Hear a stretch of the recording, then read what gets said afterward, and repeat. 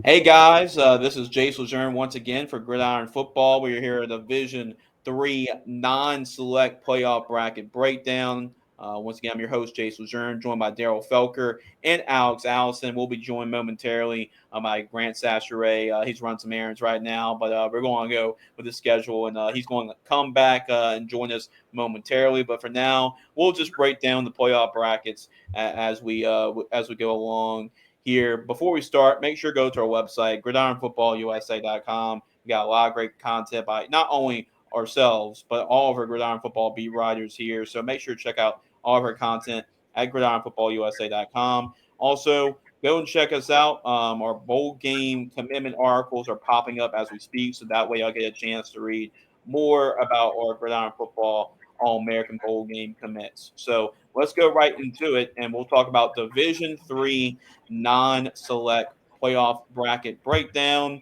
And we're going to start with St. James. They had themselves a bye. They'll take on Donaldsonville, got a 34-18 win over Baker for the 17 seed, being the number 16 seed, Baker Buffalo. So it'll be St. James versus Donaldsonville in the second round of the playoffs. Pine will take on Kaplan. Pine was able to win 40-16 over St. Helena. Kaplan gets a 50-0 win over North Webster. So that should be a great matchup in the second round of the playoffs. Yeah. Union, Union Parish will take on Oakdale, and they will take on Red River, who defeated Winfield 48-6. So similar scores: 42-6 for Union Parish, 48-6 for Red River. They'll face off each other in the second round. Westlake defeats Crowley 55-0. A little bit of a statement there for Westlake. They'll take on Kinder in the second round of the playoffs. As Kinder has a bye, Oak Grove also has a bye. They'll take on Mansfield, who comes off a very impressive win, 58-14 over Oak Boils, the number 19 seed. Lakeside, number 11 seed team, defeats Bogalusa 37-12, and they'll take on Sterlington, the number 6 seed, who wins over Patterson 63-12. It's Lakeside and Sterlington in the second round.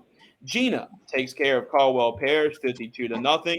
They'll take on Port Allen with the big upset over number 10 Church Point.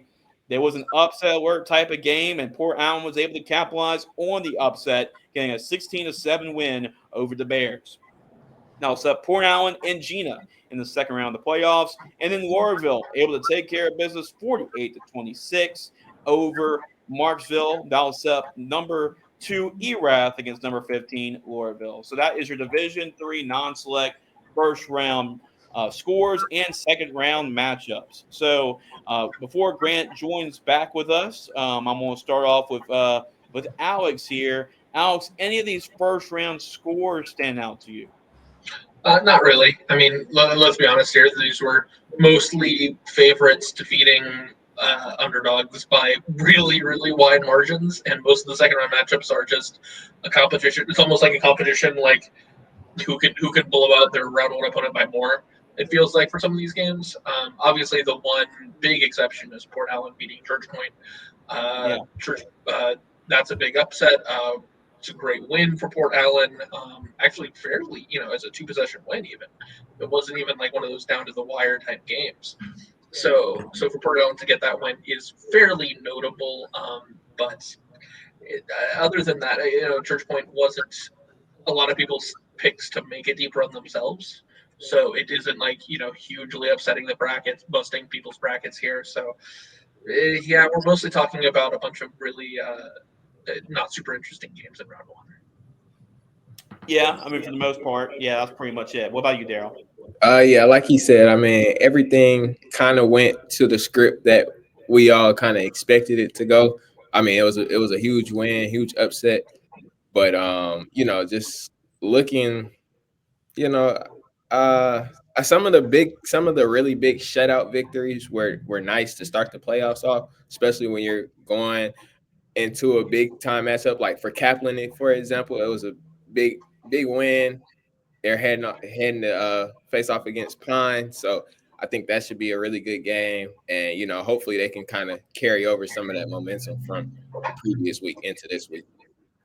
All right, guys, let's go and break down some of the second round matchups. Number one, St. James having a really good season this year under Coach Davis. As you see, here's their win-loss record: 8-2 on the season. Only two losses this year came against 5A Terrebonne, 24-21, and Archbishop Shaw, 35-14, which is the favorite in Division Two Select. So St. James takes on Donaldsonville. St. James went to the state championship last year. Donaldsonville got himself some pretty impressive win, but I think we're on board here, and Grant would probably agree with us as well that it would be the St. James Wildcats moving on to the quarterfinals.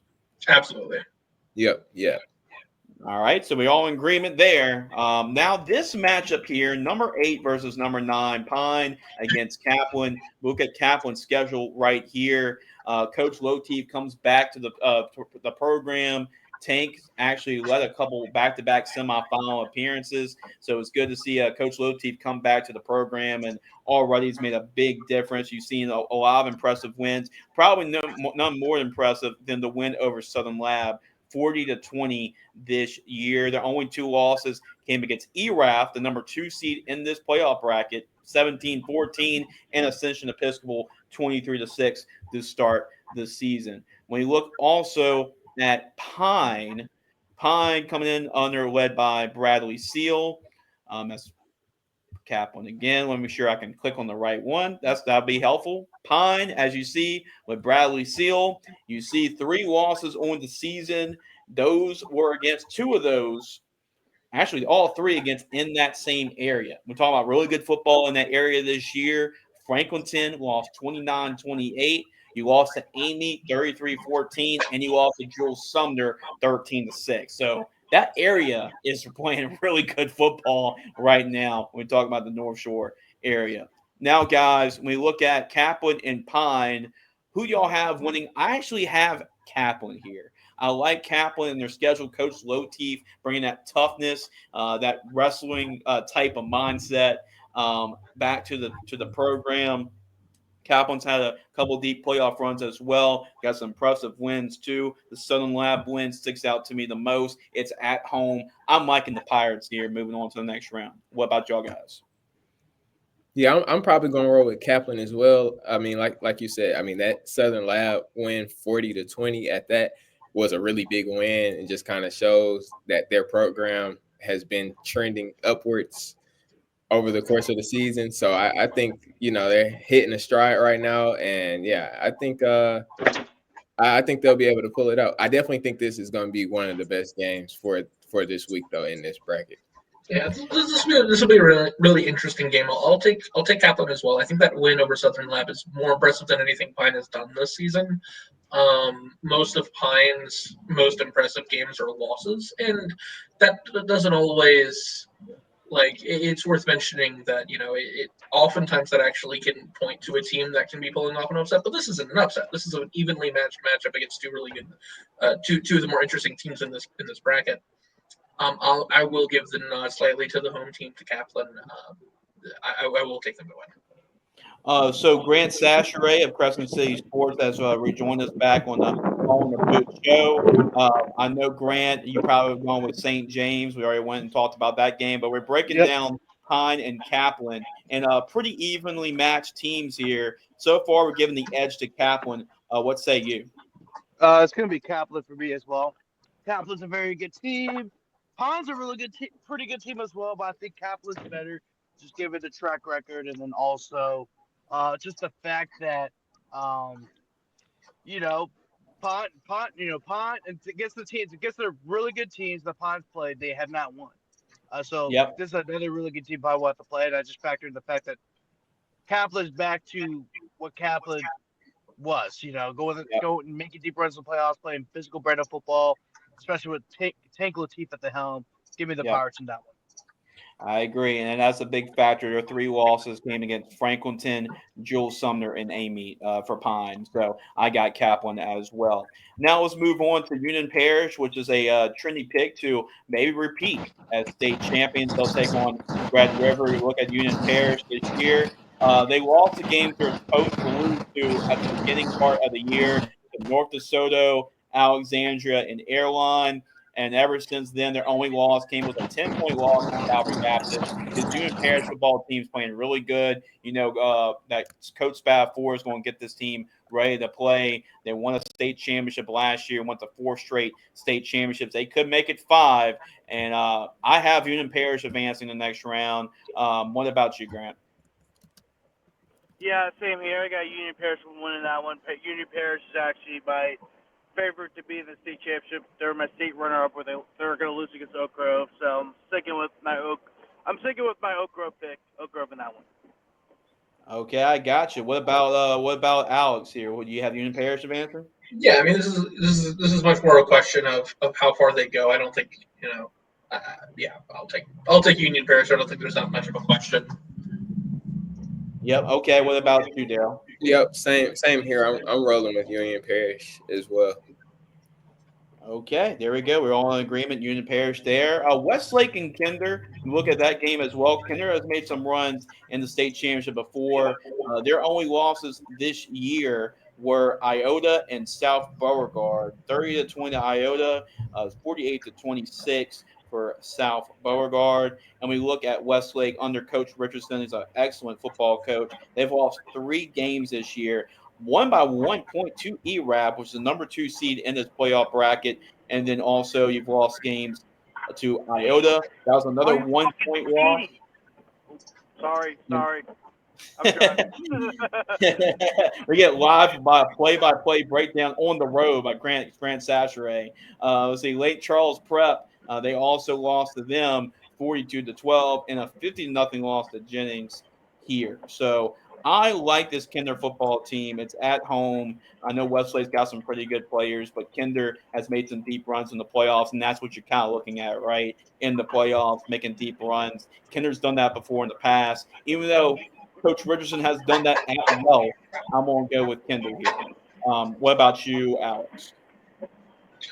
I don't feel super confident about this one way or another. I'll take Kinder, but I think the upset is absolutely on the table here for Westlake. They've done some really interesting things this season. Talking about that ERAF game, so yeah. But I will take Kinder, even if just by a smidge. Okay, what about you, Daryl? Yeah, I'm gonna roll with Kinder as well. I mean, yeah, I'm just gonna roll with Kinder. I think they'll be able to pull it out. Okay, what about you, Grant?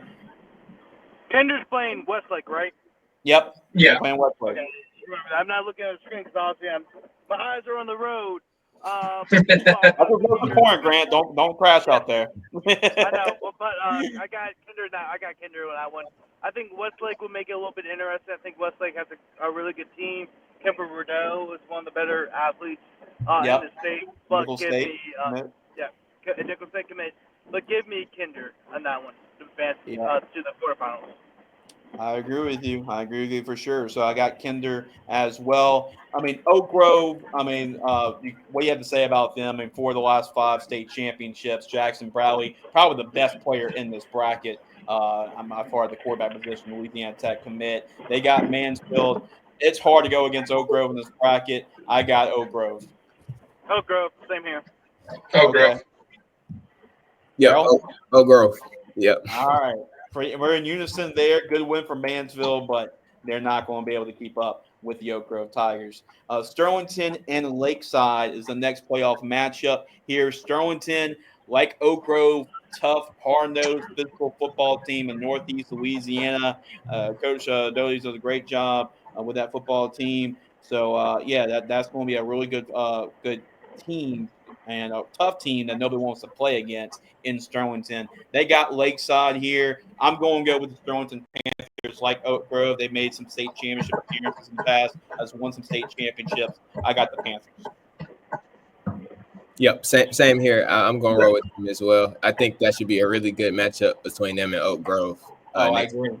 I agree. I think more of the eyes in this bracket are going to be pointed towards the quarterfinals when it comes to that Sterlington Oak Grove game. I will take Sterlington here to win as well. And everybody's going with Sterlington as well as you, Grant. Yep, Sterlington, same here. All right, sounds good. So, Gina and Port Allen. I know Gina is getting a little slept on compared to last year when they were the number 1 seed. They went to the semifinals, but they're still a really good football team this year. Jay Roark is doing an awesome job. Port Allen got the upset last week against Church Point, but we talked about Church Point has underachieved in the playoffs. Gina lost 3 games this year. They lost to Bunkie, Tioga, and 1-point loss to St. Frederick. That was on a game-winning field goal as well. I'm going to go with Gina. Coach Roar does a great job with that program. Gina, the Giants, they made a run in the semis last year. I think they can make a similar type of deep playoff run here. I'm going to go with Gina. Yeah, Gina all the way. Yeah. Gina, I think it was a huge upset for Port Allen to get to this game, but yeah, I'm going to roll with Gina. It's a lot to ask for Port Allen to make this upset here. So, yeah, Gina. Yep. And Grant, you agree as well? Yep, Gina. Okay, and then we have Laurelville and ERAF. This could be an interesting 15-2 seeded game. ERAF, their only loss this year was to Vermilion Catholic. Laurelville, on the other hand, I know I actually clicked on Marksville, but we go Laurelville. Look at them. They are a well-coached football team too, and they made some deep runs in the playoffs before. So that'll be interesting how that goes. They start the season off slow. They start off 0-4 this season losses, but those are all good football teams. ERAF, including Tahira, Generette, Kaplan. Those are pretty good football teams. That's what they lost. But they've won 4 of the last 5 games with their only loss against Catholic New Iberia. So they're playing their best football right now. But ERAF has been a great team all year long. Guys, are y'all going with the upset or are y'all going with the number 2 team advancing? Yeah, give me ERAF in this game. Go ahead, Alex. I've kind of gone back and forth with this game. Oh, sorry, my bad. No, you can go. You're fine. Grant can go. Oh yeah, Here you go, Grant. Take the 4. Yeah, I'm driving, so like sometimes you kind of in and out. So anyway, yeah, I think this game would be interesting. I think this is a game that should be an upset alert for good reason. ERAF, as great as they have been, they've pulled out a lot of close ones. Orville, I think, has enough talent to beat ERAF, but I think ERAF will advance the So give me ERAF here. Although I do agree that there are some things to worry about. One, when you have a team that's winning a bunch of close games, when does that end? Does that variance rock the other way at some point? Secondly, again, this is another team with a bye. So that can sometimes negatively affect the team. We'll have to see. That being said, and also it's worth mentioning that ERAF won the game 14-7 the first time they played, but that was week 1. Is Orville a much better team? That being said, I'm still going to take ERAF here. I'm not super convinced by Laurelville's resume in these wins. They started playing good teams at the beginning of the year. They lost those games, so they started playing teams that aren't quite as dangerous in district because they're a 2A team playing in this division, and not as impressive of games that they were winning. So give me ERAF here. Yeah, I think the game could be interesting, like you guys said, just with the potential. But I have to roll with ERAF to actually pull out the win. All right, I got ERAF as well. I mean, their resume is pretty impressive this year. Coach LeBlanc's done a great job this year coaching this team. I think they'll be ready after the bye as well. Give me the Bobcats in front of what should be a very ruckus home crowd for them getting prepared for a big time playoff game. So that's what I got, and that's going to be Division 3. Non-select. So for all of our bracket breakdowns, make sure to subscribe to our YouTube channel and make sure to go to our website, gridironfootballusa.com. Appreciate Grant Sasseray, even though trying to avoid traffic on the road and doing this at the same time, pulling a little double duty for Grant. Appreciate that. And then obviously Alex and Daryl for all their hard work for Gridiron Football as well. This is Jason Lejeune for Gridiron Football. We'll see you all next time. Another Ball in the Boot bracket breakdown.